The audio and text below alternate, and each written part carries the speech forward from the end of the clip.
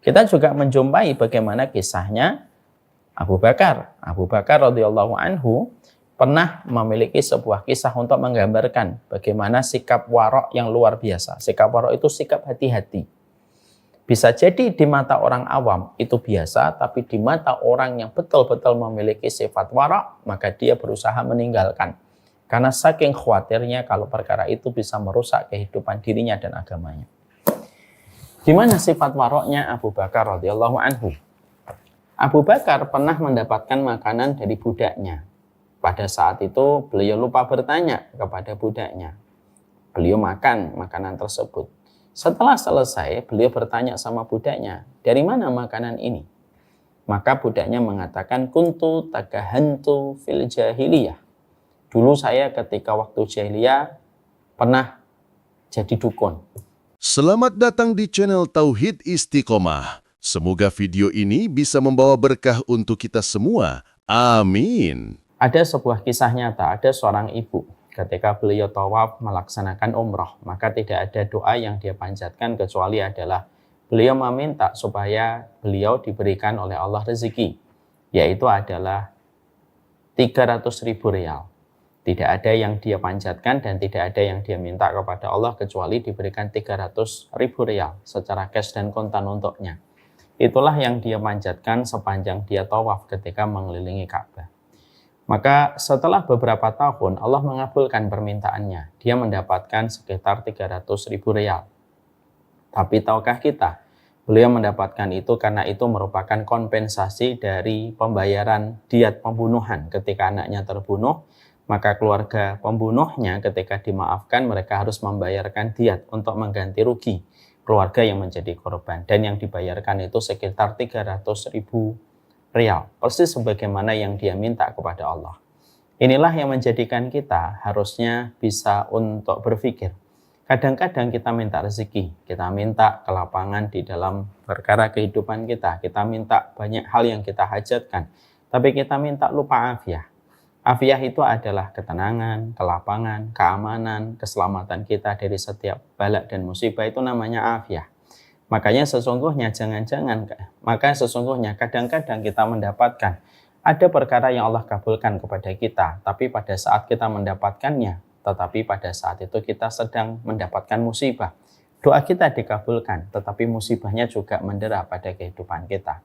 Itulah pentingnya kita meminta afiah. Kita harus ingat kepada kisah yang pernah terjadi kepada Imam Ahmad.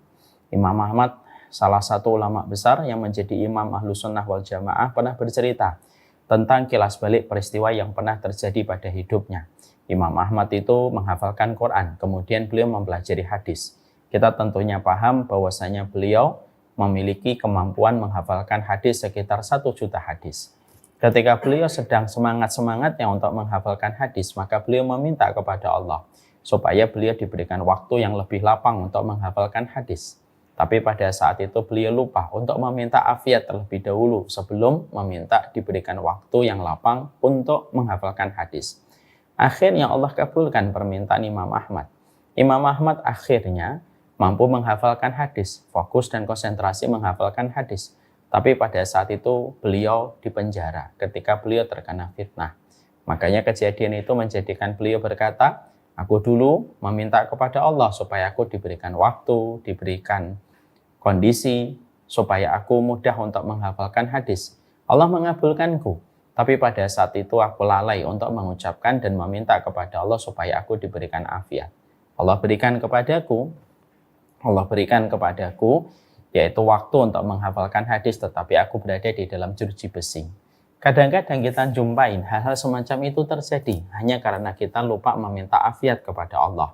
Kadang-kadang ada orang berkata, ya Allah, jadikanlah aku didekatkan kepada surga. Tapi kita lupa meminta afiat. Akhirnya kadang perkara yang menjadikan kita dekat dengan surga itu ujian yang sangat berat yang harus kita lewati dengan keridhaan.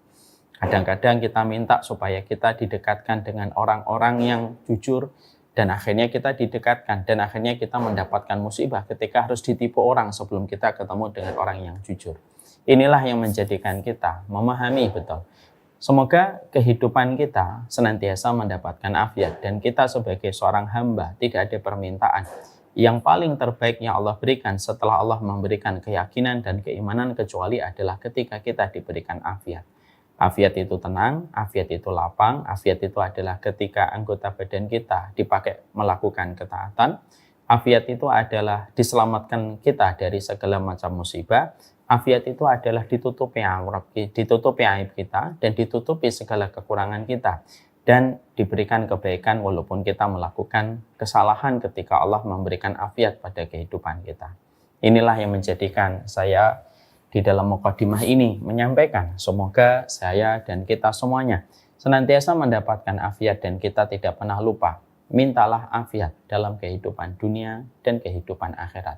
Setiap pagi, setiap sore, setiap waktu. Sebelum engkau meminta dimudahkan menghafalkan Quran, mintalah kepada Allah afiat. Sebelum engkau meminta supaya engkau diberikan suami yang mendekatkan kamu ke surga, mintalah dulu afiat.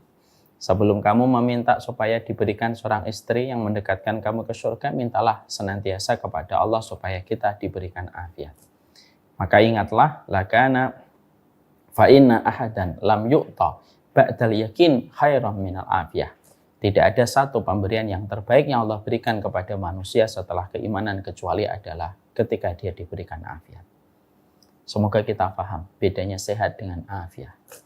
Alhamdulillah, tentunya senantiasa kita bersyukur kepada Allah atas setiap nikmat yang Allah berikan kepada kita, dan kesyukuran itu berbanding lurus dengan ilmu. Kita tidak mungkin menjadi seorang yang bersyukur kepada Allah ketika kita tidak memiliki ilmu. Kalau kita tidak memiliki ilmu, tentunya kita tidak mengerti bagaimana memaknai kesyukuran kita. Dikumpulkan kita malam ini pada taman surga, ini merupakan salah satu hal yang Allah mudahkan untuk kita. Dengan ilmu, akhirnya kita tahu apa yang harus kita lakukan di dalam kita bersyukur. Syukur bukan anjuran, tetapi syukur merupakan sebuah kewajiban. Terus kita memberikan kesyukuran kita setiap waktu kepada Allah dengan ilmu yang terus kita pelajari, dengan ilmu yang terus kita kaji. Karena nilai kesyukuran itu adalah bertambahnya ketaatan, dan ketaatan tidak akan pernah bertambah tanpa ilmu yang melandasi kita di dalam menambahkan ketaatan kita kepada Allah. Inilah yang menjadikan kita senantiasa bersyukur dengan setiap ilmu yang kita peroleh. Dengan ilmu menjadikan kita punya alasan untuk senantiasa bersyukur kepada Allah dalam setiap perkara. Mari kita perhatikan Nabi Sulaiman. Nabi Sulaiman ketika beliau memiliki banyak kenikmatan. Kenikmatan bisa terbang, kenikmatan bisa pindah dalam waktu yang sekejap, kenikmatan ketika beliau bisa mengerti seluruh bahasa hewan. Tapi ketika Nabi Sulaiman mendengar bagaimana beberapa semut mereka menyelamatkan diri supaya selamat dari injakan pasukannya Nabi Sulaiman, maka itu pun sudah menjadikan Nabi Sulaiman banyak bersyukur kepada Allah. Padahal nikmat yang Allah berikan kepada beliau yang lebih besar daripada itu sangatlah banyak. Disitulah kita mendapatkan para ahlul hikmah berkata, orang yang beriman adalah mereka yang tidak pernah kehabisan alasan bersyukur. Bahkan perkara kecil saja sudah cukup menjadikan mereka bisa mensyukuri terhadap karunia yang Allah berikan kepada mereka ketika hati mereka sensitif. Dari ilmu yang mereka pelajari menjadikan mereka menjadi hamba yang senantiasa bersyukur kepada Allah. Perkataan indah yang pernah dikatakan Nabi ketika beliau berdialog dengan Ibunda Aisyah, yaitu adalah ketika beliau mengatakan, afala an akuna abdan syakura. Ketika beliau ditanya kenapa beliau sampai bengkak kakinya di dalam beliau beribadah, jawaban Nabi SAW begitu simpel tetapi memiliki syarat dengan makna. Apakah aku tidak boleh menjadi hamba yang bersyukur? Marilah kita bersyukur kepada Allah. Syukur kepadanya menjadikan kita dilapangkan hati kita di dalam perjalanan hidup. Semoga Allah menuntun kita bersyukur kepadanya. Allahumma a'inna ala dzikrika wa syukrika wa husni ibadatika. Seluruh para santriwati yang hadir pada kesempatan hari ini dan para penuntut ilmu, kita tentunya paham sekali bahwasanya iman kita kepada Allah sangat tergantung bagaimana iman kita kepada Rasulullah SAW. Dan salah satu di antara pertanyaan yang akan diajukan oleh para malaikat ketika nanti kita berada pada kehidupan malam pertama di dalam kubur, ketika malaikat Mungkar dan Nakir menanyakan kepada setiap orang yang baru saja mereka tiba di alam barzakh, Malaikat itu bukan hanya bertanya, siapa Rabbmu, siapa Nabimu, dan apa agama yang diutus kepadamu. Tapi kalau kita membaca hadis, salah satu di antara materi pertanyaan yang diajukan oleh malaikat Munkar dan Nakir ketika seseorang bermalam yang pertama, ketika singgah di alam kubur pertama kali, nanti akan ditampakkan sosok laki-laki. Dan tidaklah sosok laki-laki itu kecuali adalah Nabi Muhammad SAW sebagai Rasul dalam kehidupan kita. Malaikat akan mengatakan, ma taqulu fi hadzal rajul. Apa yang kalian katakan tentang sosok laki-laki ini? Siapapun mereka yang secara hidupnya mereka jujur mengikuti Nabi Muhammad, mereka mencintai Nabi, mereka menyelaraskan kehidupannya dengan kehidupan Nabi, maka mereka mengenal Nabi Muhammad di dalam sosok yang diperlihatkan kepada mereka lebih daripada mereka mengenal anak mereka. Mereka mengatakan, hada Abdullah, hada Muhammad bin Abdullah, Khatamul Anbiya'i wal Mursalin. Ini adalah Muhammad, penutup para nabi dan para rasul. Tapi bagi mereka yang tidak pernah jujur mengikuti Nabi, yang mereka tidak pernah menyelaraskan kehidupan dengan Nabi, hanya sekedar cinta tanpa bukti, hanya sekedar cinta tanpa realisasi, maka sesungguhnya ketika mereka ditanya tentang sosok laki-laki yang diperlihatkan kepada mereka di alam barzah, seketika mereka tidak bisa menjawab dan mereka akan mengatakan, kami tidak tahu siapa sosok laki-laki ini, dan mereka akan mendapatkan siksaan dari malaikat Munkar dan Nakir. Itulah yang menjadikan kita akhirnya paham, berarti mencintai Nabi merupakan perkara mutlak pada kehidupan kita. Salah satu konsekuensi di antara kita mencintai Nabi Muhammad, yaitu adalah bagaimana kita mempelajari apapun yang datang dari beliau. Berulang-ulang sering saya menyampaikan, kalau kita berbeda dengan orang satu kabupaten, Allah tidak akan menghisab kita. Kalau kita berbeda dengan orang satu negara, Allah tidak menghisab kita. Kalau kita berbeda dengan orang separuh dunia, Allah tidak akan mengadab kita.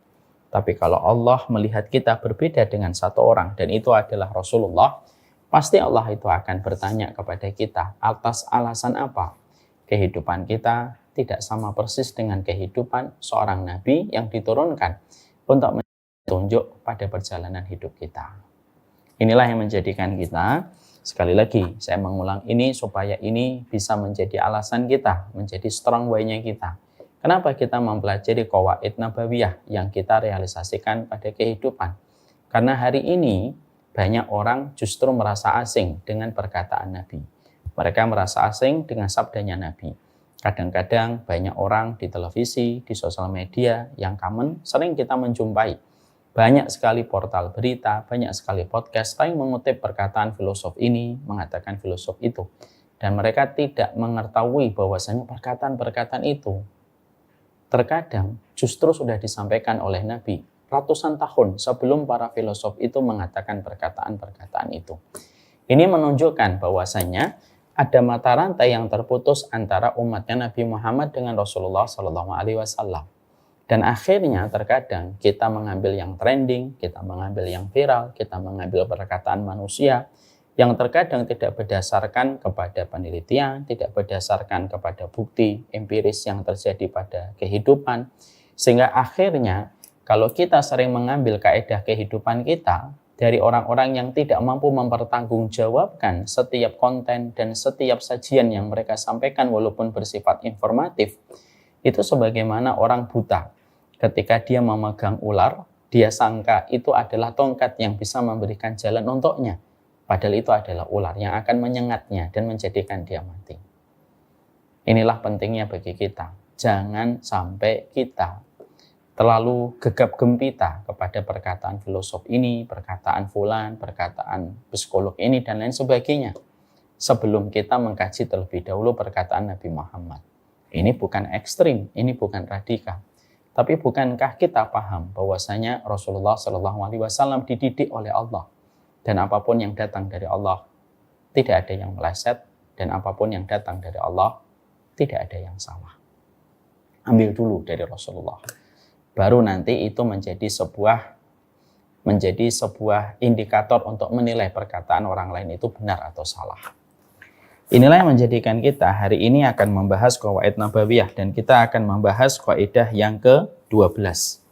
Kullu muskirin khamrun wa kullu khamrin haramun.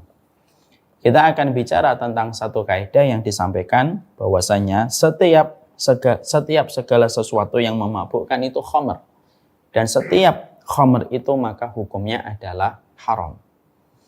Ini merupakan kaidah yang disampaikan oleh Nabi Shallallahu Alaihi Wasallam dalam riwayat Bukhari Muslim. Hadisnya merupakan muttafaq alaih, artinya secara kedudukan dalilnya, positioningnya, kita tidak ragu ini merupakan sebuah dalil yang sahih. Sebelum kita membahas ini, mari kita bahas muqaddimah terlebih dahulu. Kita tentunya paham bahwasanya agama kita adalah agama yang secara utuh menyampaikan secara komprehensif semua persoalan di dalam kehidupan kita. Tidak ada pertanyaan pada kehidupan kita kecuali terjawab semuanya di dalam kitabullah dan sunnah. Tidak ada perkara yang kita dapatkan pada kehidupan dunia ini kecuali semuanya jawabannya itu ada di dalam Al-Quran. Makanya sampai kita mendapatkan perkataan seorang sahabat Salman Al-Farisi, hatta ta'irun yatiru bisanahaihi illa indana minhu ilman. Ketika kami mengenal Rasulullah, Nabi itu menjadikan kami tidak menjadi kaum yang bodoh. Akhirnya kami tahu semuanya. Bahkan burung yang terbang di atas langit pun kami pun tahu bagaimana burung itu terbang ketika Allah menyampaikan, dan bagaimana rezekinya, bagaimana urusan tentang burung itu. Kami pun akhirnya tahu ketika kita mendapatkan Nabi itu menjadi seorang Nabi yang menjelaskan semua persoalan yang berkaitan tentang kehidupan dan perkara apapun yang mengarahkan kita kepada urusan akhirat kita. Ini pula yang menjadikan kita paham di antara syumuliyahnya, di antara kesempurnaan Islam itu adalah ketika kita juga mendapatkan agama kita mengatur tentang masalah makanan dan minuman. Dan ini mencakup semuanya karena masalah makanan dan minuman tidak bisa dipandang remeh. Masalah makanan dan minuman itu termasuk masalah penting sekali. Karena itu sangat berkaitan tentang pokok-pokok kebaikan. Dan itu berkaitan tentang pokok keburukan ketika kita tidak ngerti tentang masalah makanan dan minuman. Makanya Allah menyampaikan di dalam surat Al-Mu'minun, Ya ayyuhar rusul kulu min thayyibati ma razaqnakum wa'malu shalihah. Makanya pada satu ayat Allah berfirman, wahai para rasul, makanlah apa yang terbaik yang kami rezekikan kepada kalian dan beramal salih. Kenapa kita mendapatkan di dalam ayat itu perintah kepada para nabi makan, lalu perintah selanjutnya beramal salih? Karena amal salih itu sangat tergantung bagaimana proses makanan dan proses minuman. Sangat mempengaruhi apa yang kita lakukan di dalam amal salih. Makanya kita mendapatkan Ibnu Rajab di dalam kitabnya Jami'ul Ulum wal Hikam itu membahas sunnah itu kalau diperas, intinya sunnah itu cuma ada 3 hadis. Yang pertama, hadis dalam Umar bin Khattab radhiyallahu anhu. Hadis yang kedua, hadis dari Aisyah, man ahdasa fi amrina hadza ma laysa minhu fahuwa raddun. Hadis yang ketiga yaitu hadis dari Nu'man bin Bashir. Hadis dari Umar bercerita tentang kondisi hati supaya kita senantiasa mengikhlaskan perkataan dan perbuatan semata-mata karena Allah. Hadis Aisyah mengkondisikan kita supaya kita senantiasa berpegang dengan ilmu.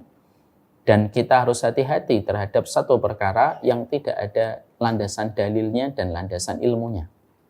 Hadis Nu'man bin Bashir yang menjadi inti dari semua perjalanan hadis itu apa? Bagaimana kita menjaga diri kita dari yang haram dan menjaga diri kita dari yang syubhat. Karena menjaga diri kita dari rezeki yang haram, rezeki yang syubhat, menjaga makanan kita dari makanan yang haram dan makanan yang syubhat, itu sangat mempengaruhi bagaimana amal soleh yang kita lakukan. Bahkan sangat mempengaruhi semua sendi dalam kehidupan kita. Itu sangat dipengaruhi bagaimana ketika kita sebagai umatnya Nabi Muhammad senantiasa konsen tentang masalah makanan dan minuman. Ya, karena kita akan membahas tentang minuman, saya jelaskan dulu tentang prolognya. Karena masalah minuman dan makanan itu mempengaruhi banyak perkara di dalam kehidupan kita. Makanya jauhnya umat dari sebuah kemenangan, jauhnya umat dari kejayaan kalau umatnya Nabi Muhammad sudah tidak peduli tentang makanan dan minuman. Dan sebab kekalahan itu biasanya juga datang karena ketika kita tidak lagi memiliki screening, tidak lagi memiliki filter yang benar di dalam memisahkan mana makanan halal dan mana makanan haram. Maka itu akan menjadi sebab kerusakan. Sebagaimana terjaganya makanan itu merupakan bagian dari faktor sebab yang bisa menjadikan jayanya umatnya Nabi Muhammad kalau mereka sudah peduli tentang makanan minuman dari makanan dan minuman yang haram. Sambilkan sebuah kisah nyata. Ini dibahas di dalam kitab Tarikh Baghdad. Ada sebuah kisah nyata. Ada sebuah kisah nyata berkaitan tentang makanan dan minuman. Kisah ini nanti menjadi perenungan untuk kita. Maka sesungguhnya ketika berkuasanya Hajjaj bin Yusuf, tentunya kalau kita sering membaca tarikh, kita akan mengetahui Hajjaj bin Yusuf ini salah satu pemimpin yang sangat zalim, melampaui batas.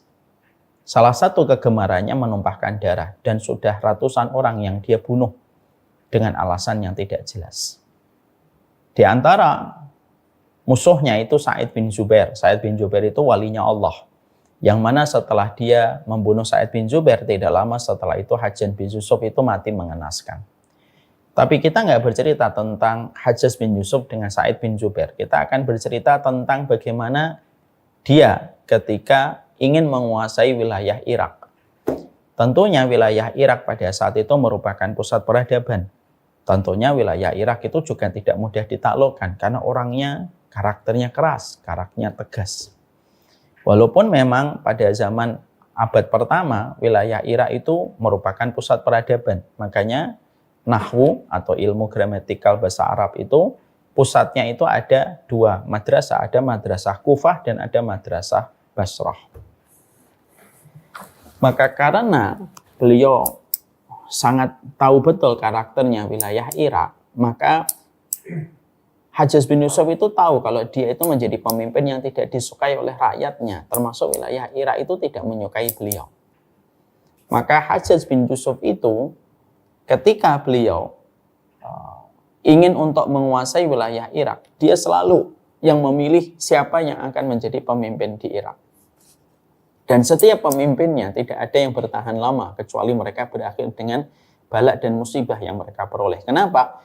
Karena penduduk Irak pada zaman itu dan pada waktu itu doa mereka itu sangat mustajab. Setiap mereka berdoa, tidak lama setelah itu dikabulkan oleh Allah. Kenapa? Karena sangat menjaganya penduduk Irak dari makanan dan minuman yang haram. Jadi sampai Hajjaj bin Yusuf itu hampir tidak berkutik gimana menghadapi penduduk kota Irak, yang mana setiap pemimpin yang ditunjuk oleh Hajjaj bin Yusuf itu selalu berakhir dengan musibah karena didoakan oleh penduduk-penduduk Irak yang tidak mendukung dan tidak suka dengan gaya kepemimpinan Hajjaj bin Yusuf. Sampai akhirnya satu waktu Hajjaj bin Yusuf memiliki tipu muslihat. Ketika salah satu pemimpin di Irak yang terakhir berakhir dengan musibah dan akhirnya dilengsarkan, maka pada saat itu Hajjaj bin Yusuf saat itu memutar otaknya gimana dia bisa menjadikan penduduk kota Irak, penduduk wilayah Irak tidak lagi mustajab doanya. Bayangkan, dia berpikir supaya penduduk Irak tidak lagi mustajab doanya. Maka akhirnya dia mengeluarkan sebuah keputusan kontroversial. Apa keputusan yang dia berikan kepada penduduk Irak? Penduduk Irak itu diperintahkan semuanya untuk mengumpulkan telur. Dan ada tempat-tempat yang ditunjuk oleh Hajjaj bin Yusuf, tempat untuk mengumpulkan telur. Di mana setiap keluarga di Irak, tak terkecuali siapapun, harus mengumpulkan telurnya.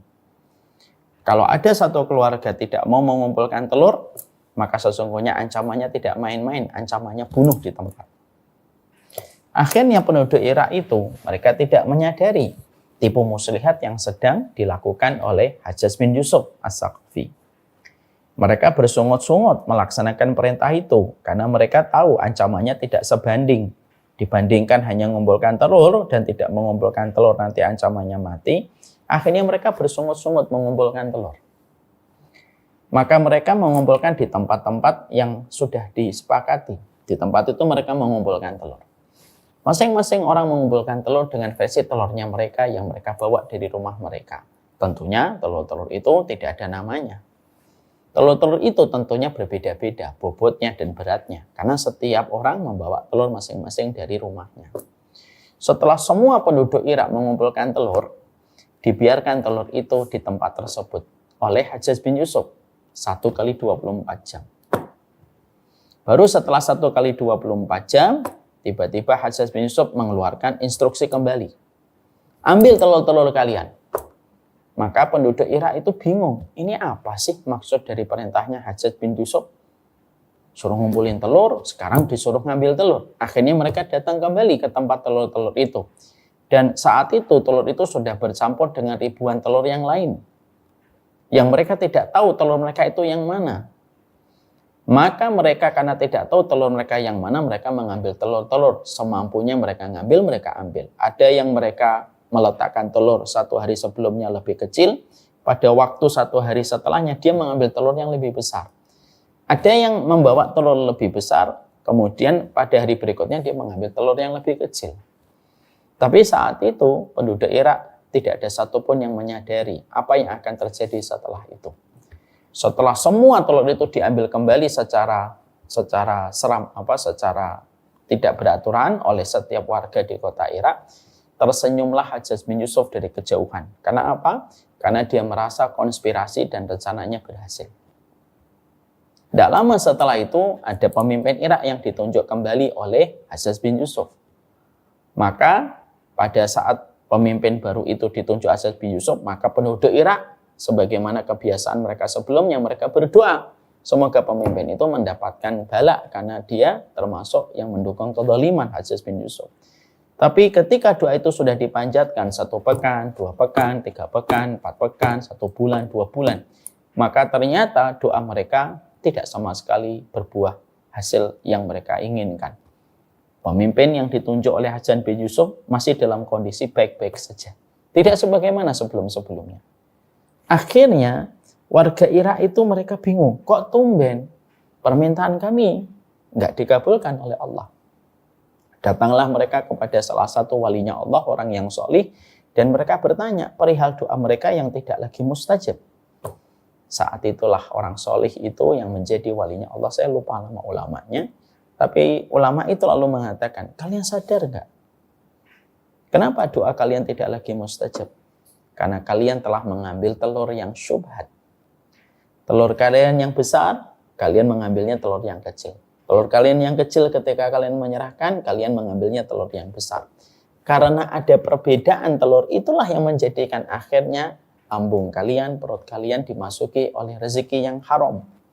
Dan itulah yang menjadikan doa kalian tidak lagi mustajab di sisi Allah. Kisah ini, kisah nyata, ada di dalam kitab Tarikh Baghdad. Tapi kisah ini memberikan kepada kita tentang satu arti. Itulah masalah makanan dan minuman.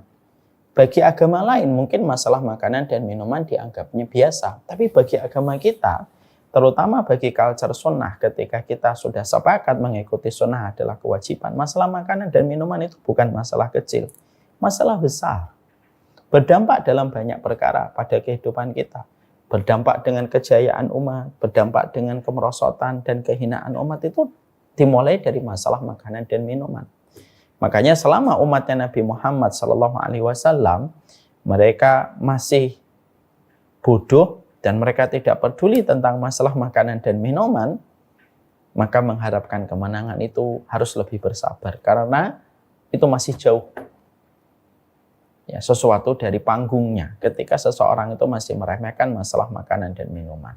Itulah yang menjadikan kita memahami betul bagaimana orang-orang solih yang ada pada agama kita. Mereka itu sangat peduli tentang bagaimana status makanan dan minuman.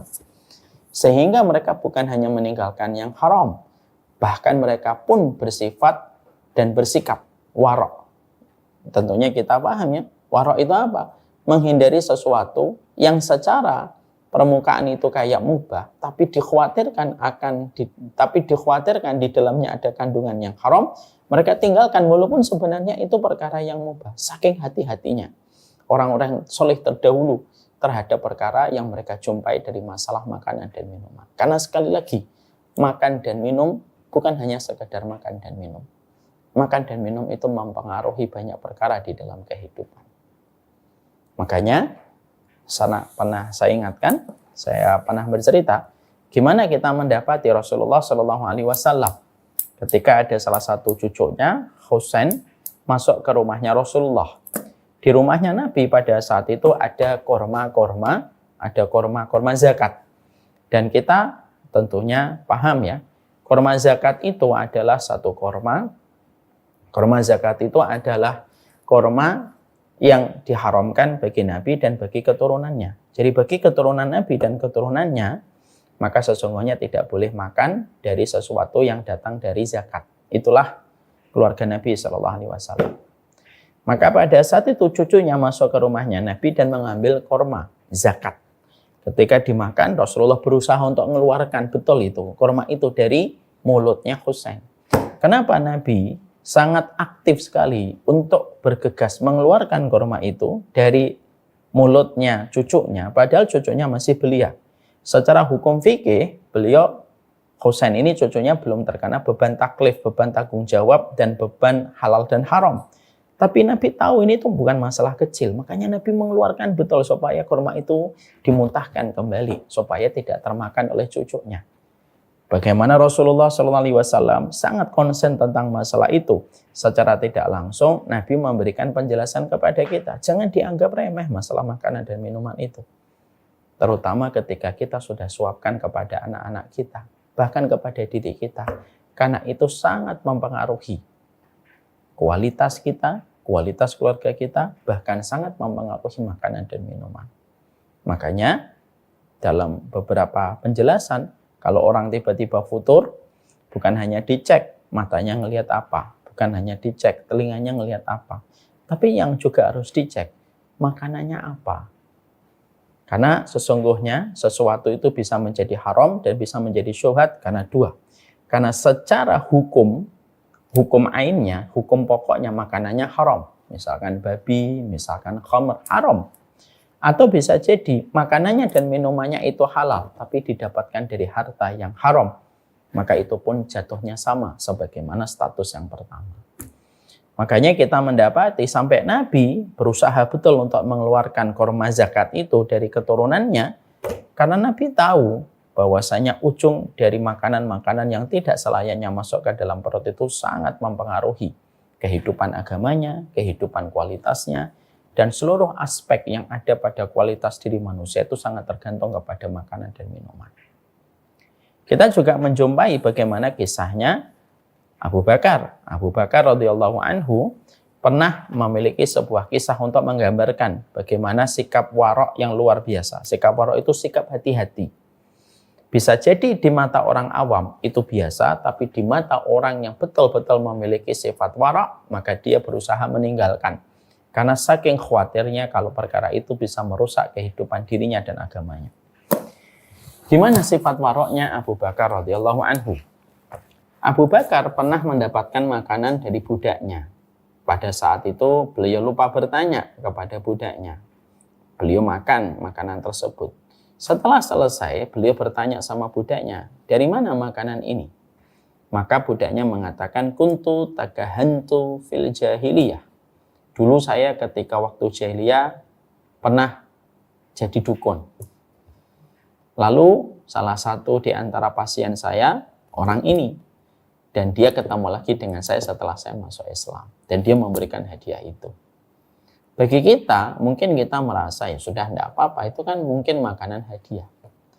Tapi bagi POV-nya seorang Abu Bakar, tidak sesederhana kita, orang awam. Yang mungkin belum tumbuh sifat waroknya.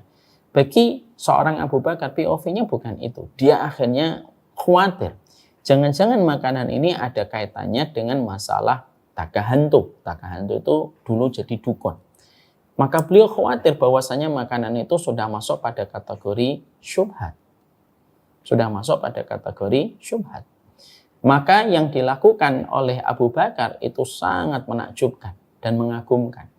Makanya sampai diabadikan di dalam kitab Riyadhus Shalihin oleh Imam Nawawi, dimasukkan di dalam keutamaan menjaga dari yang haram. Kisahnya Abu Bakar oleh Imam Nawawi dalam Riyadhus Shalihin. Maka pada saat itu apa yang dilakukan oleh Abu Bakar radhiyallahu anhu? Abu Bakar pada saat itu langsung merogoh ke tenggorokannya, mencoba untuk menarik-narik ujung dari tenggorokannya, mengeluarkan semampu mungkin apa yang telah ditelan oleh beliau dan sudah masuk ke dalam perut. Sehingga usahanya Abu Bakar itu akhirnya luar biasa dikerjakan, Saking luar biasanya dia memaksakan supaya makanan itu keluar, seakan-akan makanan itu akhirnya keluar bersama dengan ruhnya Abu Bakar. Karena saking luar biasanya kerja yang dilakukan Abu Bakar untuk mengeluarkan apa yang ada di dalam perutnya. Masya Allah ya. Nggak salah kalau akhirnya Nabi mengatakan kalau ada seorang Nabi setelahku, yaitu adalah Abu Bakar.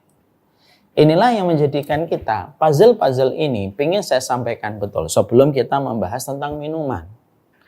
Karena bagi kalangan liberal, kalau kita tidak membahas ini langsung kita membahas kaidahnya, nanti orang liberal menganggap, alah, minuman dibuat berat.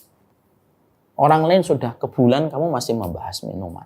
Ini kan selalu perkataan-perkataan yang tampaknya mencerminkan mereka orang yang pintar, tapi pada dasarnya ini juga tidak pintar. Kamu masih bicarakan bulan, kita sudah bicara akhirat, kita sudah tidak lagi bicara bulan. Tapi saya sampaikan masalah ini supaya kita paham bahwasanya masalah makanan dan minuman itu sangat penting. Bagi mereka yang mungkin tidak usah bicara agama, bagi kita yang sudah konsen masalah kesehatan saja, masalah makanan dan minuman itu penting. Bagi yang paham tentang masalah, bagi yang konsen masalah kesehatan. Coba kalau kita lihat, orang yang konsen tentang masalah kesehatan selalu bicara tentang bagaimana pola makan yang sehat, pola yang berimbang, nutrisi yang cukup, selalu berbicaranya itu. Bahkan kalau kita lihat di berbagai macam konten-konten yang dibuat oleh mungkin bodybuilding dan lain sebagainya, mereka selalu bicara tentang masalah makanan. Toh itu pun juga nggak ada yang berkomentar kalau mereka ekstrim. Karena saya pernah mendapati bahwasanya Islam itu terlalu ekstrim, makanan dan minuman saja harus dibahas. Padahal ini penting. Kalau kita bisa memaklumi orang yang berbicara tentang masalah pola makan, nutrisinya berapa, karbonnya berapa, lalu mereka selalu melihat bagaimana pola itu ketika mereka pengen hidup sehat, sama kita bukan hanya pengen hidup sehat, tapi kita pengen mendapatkan keselamatan pada urusan akhirat kita.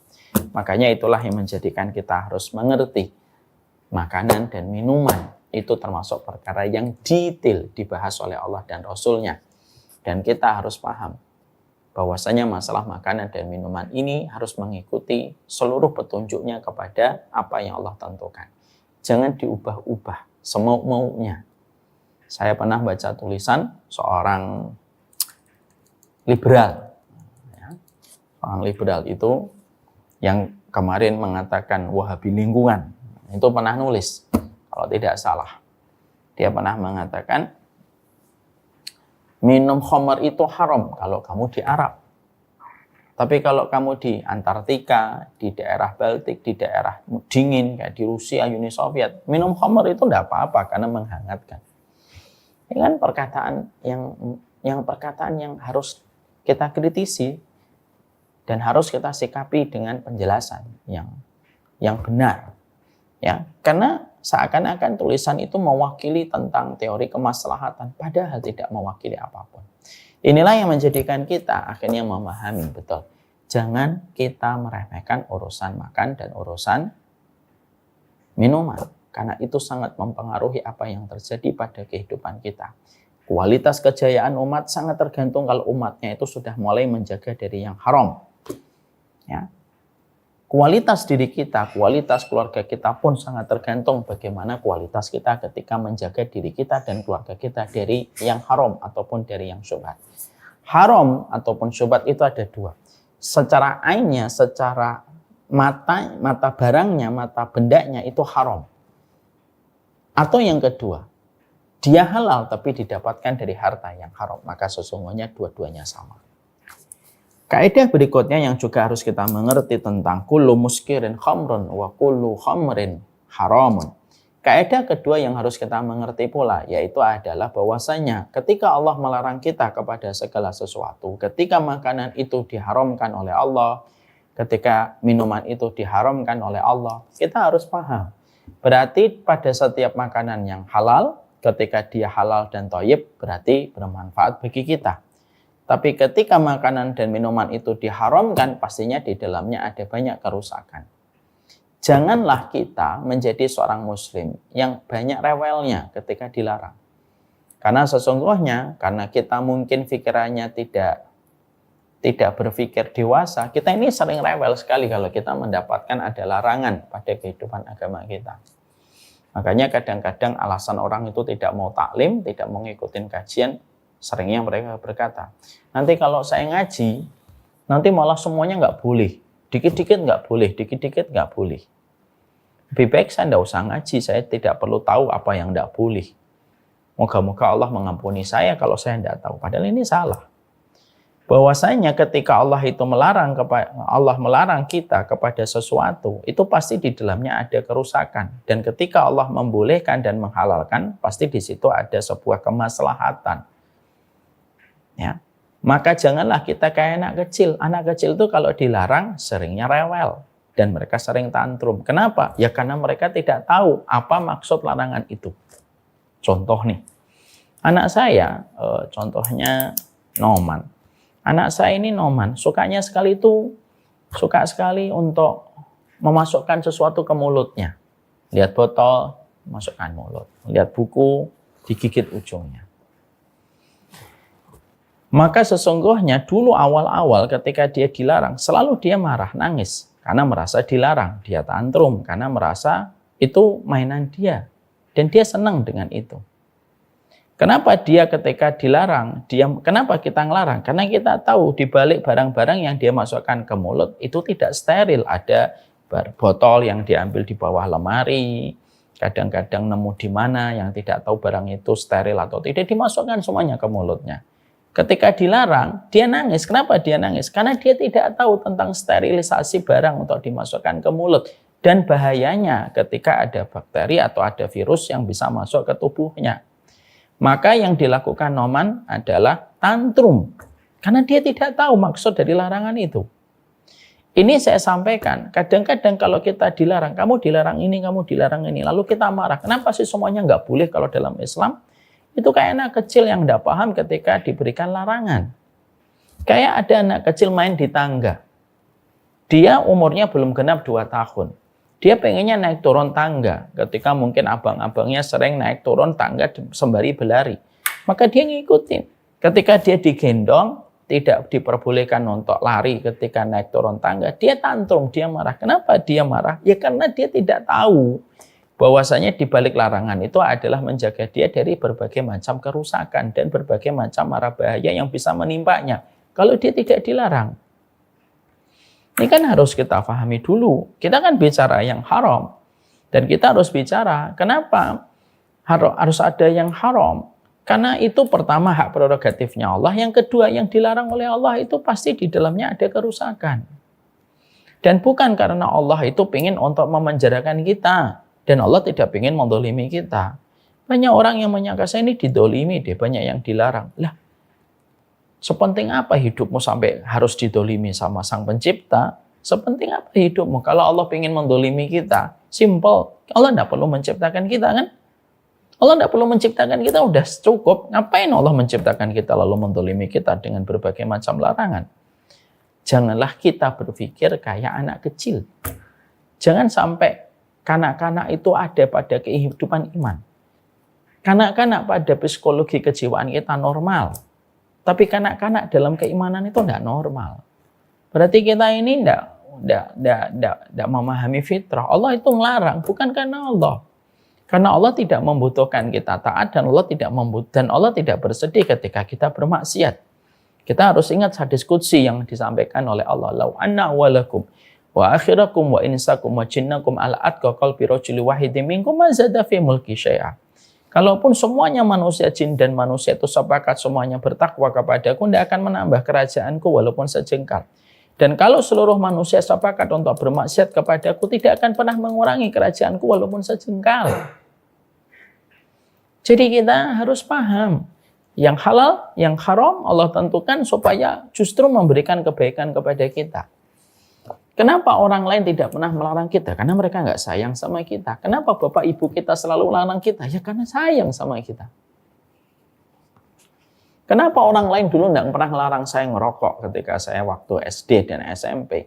Bahkan kalau ngerokok ada, saya dulu pernah belajar nakal dikit, ngerokok gitu, teman-teman pada ngerokok. Saya ngerokok sekali. Ada orang lalu-lalang nggak peduli sama saya. Tapi ketika keluarga saya ngelihat saya ngerokok, marah. Kenapa kok mereka malah marah? Orang lain nggak marah. Karena justru karena keluarga kita itu sayang sama kita. Jadi di balik larangan Allah itu ada cinta kasih yang Allah berikan kepada kita. Sehingga nanti sebelum kita belajar tentang haram ini kita harus paham. Larangan itu ada tanda cinta yang Allah berikan di dalam kehidupan kita. Dan kita kaedahnya pun harus kita pahami. Yang berikutnya kaedahnya itu apa? Yang halal ataupun yang haram itu jauh lebih banyak yang halal. Jangan sampai kita justru memperhatikan yang diharamkan tetapi kita lupa berapa banyak yang Allah halalkan di dalam kehidupan kita. Karena sesungguhnya apa yang Allah haramkan itu sedikit, jauh lebih sedikit daripada apa yang Allah halalkan. Tapi setan senantiasa menjadikan kita lebih tertuju kepada yang haram. Lebih tertuju kepada yang haram dibandingkan yang halal yang diperbolehkan oleh Allah. Saya menyampaikan, orang-orang yang mereka mengatakan khamr, orang-orang yang mereka orang minum khamr, yang diharamkan itu kan khamr minuman. Jauh lebih sedikit daripada yang Allah halalkan. Allah menghalalkan teh, Allah menghalalkan es jeruk, Allah menghalalkan jus alpukat, Allah menghalalkan wedang ronde, wedang jahe, dan mungkin ratusan minuman yang tidak mampu saya sebutkan satu per satu. Belum lagi referensi minuman di setiap daerah dan setiap negara yang berbeda-beda. Yang Allah halalkan itu lebih banyak. Tapi sih kenapa manusia itu harus sibuk untuk senantiasa melihat yang haram? Itulah setan. Itulah setan. Makanya sesungguhnya yang kita harus paham adalah yang halal dan yang haram itu jauh lebih banyak yang haram. Supaya kita tetap melihatnya dari sudut pandang yang benar. Jangan sampai kita akhirnya salah memahami tentang perkara itu. Sehingga akhirnya jangan sampai sumpek dadamu, jangan sampai sempit hatimu ketika kamu melihat ini haram, ini haram. Yang haram itu jauh lebih sedikit daripada yang halal. Inilah yang menjadikan kita memahami. Inilah yang disebut dengan muqaddimah. Muqaddimah ini saya sampaikan supaya sekali lagi kita memiliki sebuah kesadaran penuh sekali. Makanan dan minuman itu tidak bisa kita pandang sebelah mata. Mempengaruhi tentang sebab kejayaan umat Nabi Muhammad dan mempengaruhi kualitas diri kita, mempengaruhi tingkat kesolihan anak-anak kita. Dan mempengaruhi keberkahan keluarga kita. Dan salah satu perusaknya yaitu ketika zaman fitnah itu apa? Zaman fitnah akan menjadikan kita menemukan satu fakta dan satu fenomena yang sudah diprediksi oleh Nabi Muhammad SAW.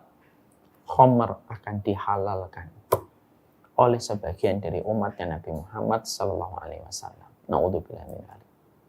Nah inilah muqaddimahnya. Maka ini adalah muqaddimah. Insya Allah nanti udah jam 9:04. Sehingga nanti insya Allah nanti kita akan membahas lebih detail lagi tentang masalah khamr ini sendiri. Kita nanti akan mencoba untuk membedah khamr itu kenapa dinamakan khamr. Terus bagaimana ada muskir. Muskir itu apa bedanya dengan khamr. Nanti kita bahas. Karena khamr itu kalau kita kembalikan kepada linguistiknya, bahasanya, khamr itu artinya kullu ma yukhamiru al-aql. Segala apapun yang menutupi akal kesadaran itulah yang disebut dengan khamr.